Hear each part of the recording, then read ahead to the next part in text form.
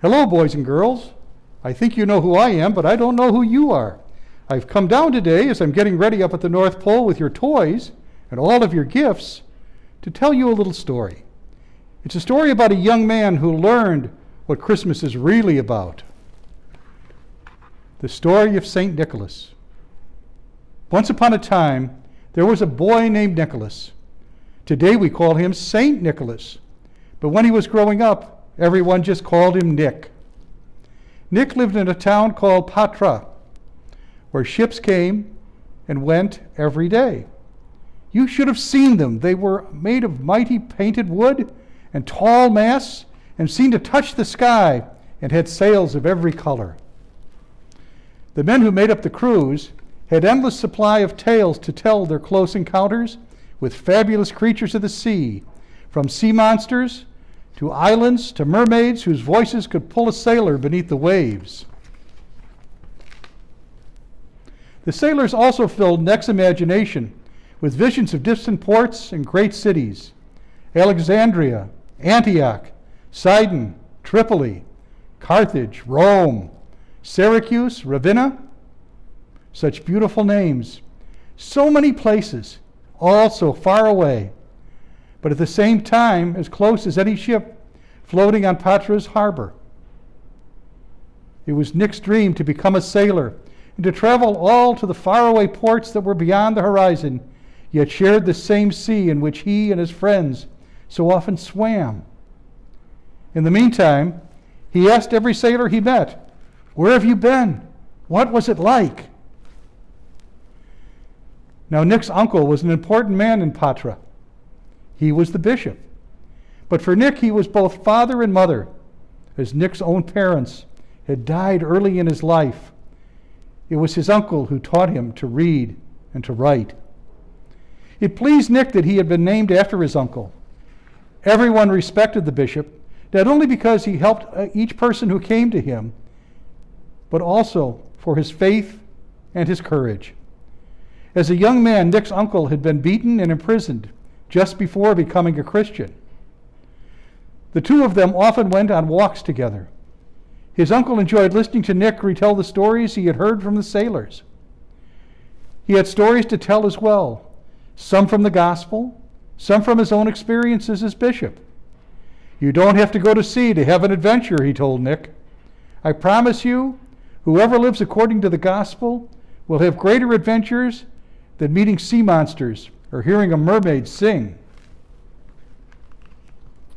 For Nick, just being with his uncle was an adventure and an education.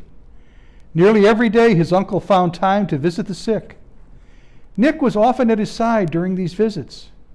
"It's a never-ending journey getting to know people," said Nick's uncle. "Everyone has a story, and no two stories are alike." Nick thought of Mark, a neighbor who had lost a leg in an accident on board ship. His uncle not only changed Mark's bandages day after day, but he also changed Mark's mind. After his accident, Mark had wanted to die. "My life is over," he said. "There is nothing for me to do." But Nick's uncle found a job for Mark mending nets, which helped Mark want to stay alive. "Restoring hope can be a resurrection," his uncle told Nick.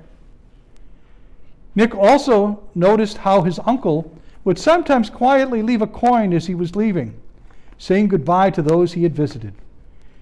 "You know what Jesus said," his uncle explained. "Sell what you have and give to the poor."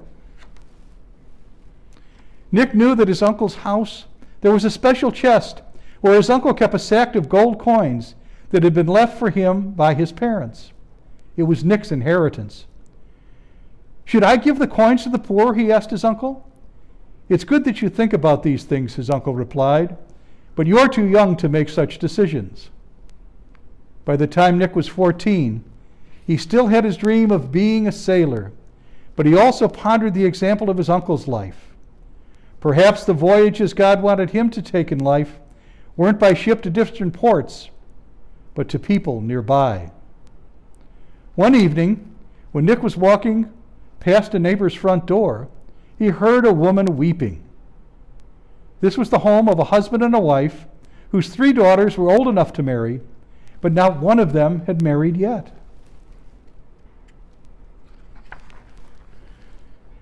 Nick knew about their problem. The family had no money. In those days, it was a custom that the father, whose daughter was getting married, had to provide money or property to help the couple set up the new household.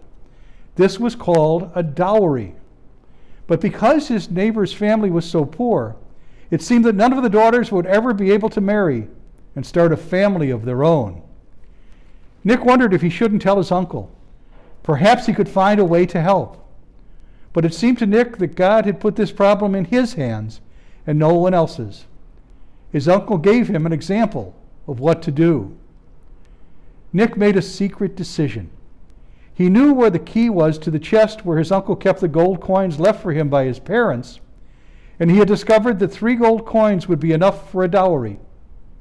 Just 3 coins would make it possible for the older daughter, Sophia, to marry. How happy she would be. One night, when his uncle was away, Nick opened the chest, found the bag of his inheritance, took 3 coins, put them in a sack, and tied it closed. In the dark of night, he threw the sack through an open window into his neighbor's house, then slipped away as quiet as a cat. Days later, the news swept through the town that Sophia was going to marry Anthony, a friend of Nick's. It was a good match, everyone said. 2 fine young people, perfect for each other. Sophia's parents said it was a miracle.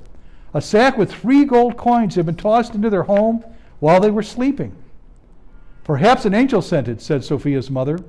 Her face was wet with tears of joy.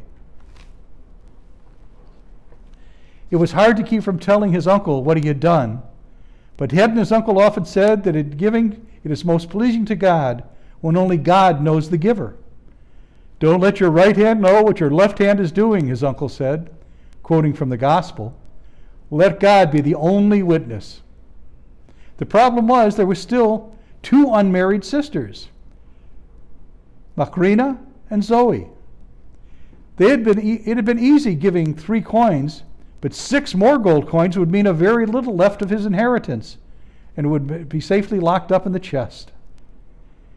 It took 3 months, but at last Nick found the courage to throw a second sack of 3 coins into his neighbor's house. Not long afterward, Macrina married Paul, and still no one knew where the money had come from. There was still Zoe, the youngest daughter. Must Nick help her as well? Hadn't he done enough?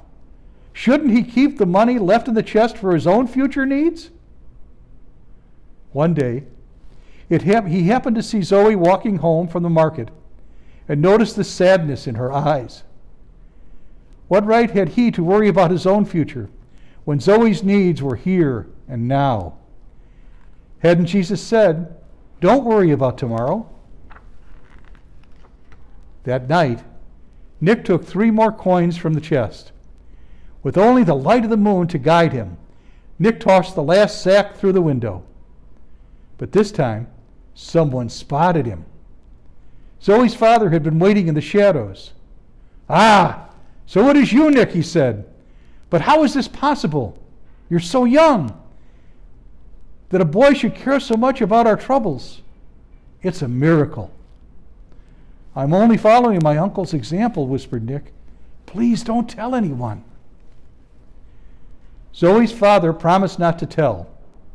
But of course he told his wife, who felt it necessary to tell her brother, who told his best friend, who whispered it to the next door neighbor, who mentioned it to her husband.